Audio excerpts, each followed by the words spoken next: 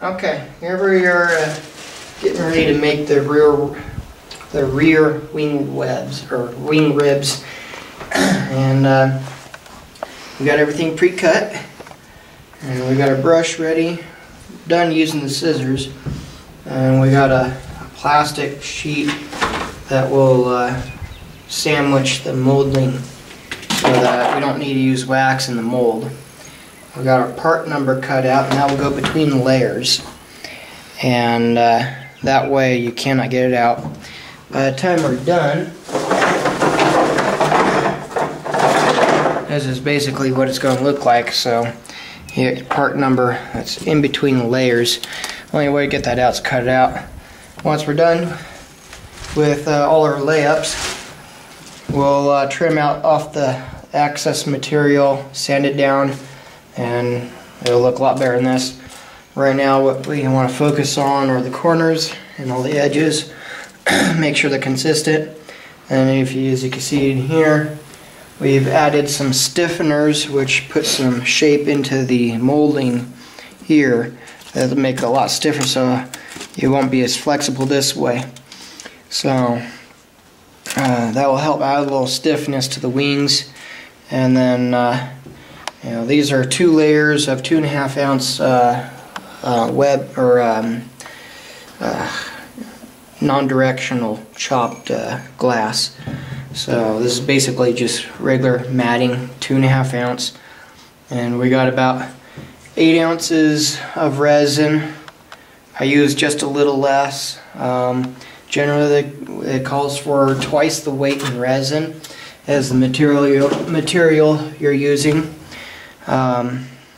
So I'm using, here's an 8 ounce mark here. It would normally call for 10 ounces, but because I want it to be even stronger, I use a little less resin, and it will ultimately add to the airplane's strength and flexibility. So we're going to set this to the side. I'm going to put that right there so I don't forget about it. And in case you're wondering, I also use less hardener. I use about 50% the hardener it calls for. Gives me better work time, and because polyester resin hardens throughout its entire life, unlike epoxy, that will mean it'll keep getting harder and harder and harder over time. So to maintain its longevity, we use a less hardener. So 1, 2, 3, 4, 5, 6, 7, 8, 9, 10, 11, 12, 13, 14, 1, 3, 4, 5, 6, 7, 8, 9, 10, 11, 12, 13, 14, 1, 2, 4, 5, 6, 7, 8, 9, 10, 11, 12, 13, 14, 1, 2, 4, 5, 6, 7, 8, 9, 10, 11, 12, 13, 14. Alright, so that's 50% hardener. And what we're going to do is, let me see if we got enough time on that. Yeah, we should. Alright, now I'm going to mix it up. I need to get my spoon out. Alright, just keep everything organized. You want to make sure everything's perfectly clean, no dust. I just have to resweep this once I have to resweep the floor of this trailer once we're done. Right now I'm using, my shop is a 44-foot reefer trailer for a semi. And it gives me about a 8.5 to 9 foot ceiling and 8 feet wide. The reefer unit works, it has a heating unit in it as well. So I'll always have a constant temperature to maintain a good consistency in my work here. So we have a relatively low humidity here in northern Nevada, so as long as I can control the temperature, my climate is pretty well set. So this will give us about 14-15 minutes of work time, but I try to get it done as quickly as possible, as there's still quite a few steps that need to be taken. So what I'm going to do is start from the middle, and this is going to be the bottom layer. This will ultimately be the layer that will be glued to the wing surfaces and the spars and the wing webs. Or these are the spars. The spars. In fiberglassing, we use the spars actually end up being made up of 3 pieces, so we call them actually webs, and they've got web caps that when assembled make the spars. So, and I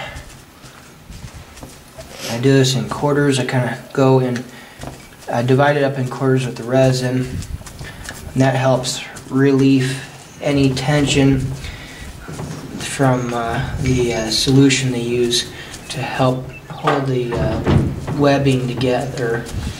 That way the matting here is kind of held together with a real light glue, and when it'll dissolve when it hits the resin, and it'll allow me to relieve any tension on the material here. I just add barely enough resin to do the job. And so the less resin you use, the less chances of air bubbles, making your mold stronger and ultimately a better quality product. And I try to keep my hands as clean as possible when I do this, because the cleaner your hands are, the less likely chance you're going to mess up. Now, if your hands get sticky, change your gloves, because the material will start holding to your hands and gets all over, and you end up getting frustrated, and it takes up a lot of your time when that happens, and you end up scrapping the material. It's a waste. We need something to hold that down a little better. Do that. There we go. So basically, you can squeeze as much of the resin out. Now we'll wet that out. We're going to use our part number here. We're going to place it right in the middle, about right there. I'm going to dab just a little resin on it to saturate through. There we go. Then we're going to take our second layer, and we're going to lay that on top just right. Everything's pre-cut to the proper size. Keep in mind it's taken a lot of experimentation over the last 4 years to get this worked out to a science. So most people as amateurs, this way fiberglassing is not recommended, because the more layers you use, the less hardener you need, because you end up using more resin. The chemical reaction with the hardener, the more hardener you use, the hotter it gets, and the more brittle your resin ultimately becomes when it sets up. So you don't want to cure too fast, in other words. 30 minutes is usually my setup time. That's what I do for, from the time I lay it down in the mold, I give it about 30 minutes to set up and hold its form. And it's still strong. It'll be firm enough by then that it'll hold its shape. So, this is getting in the way. There we go. And I'll quarter this out the rest of the way actually first. And this also helps push out any air bubbles. You work from the inside out. So, and that will push all the air bubbles out. So, and then any from the pressure that we use once we use sand as a male mold. That way he'll push everything down into shape, into all the corners and everything, giving us a perfect molding every time.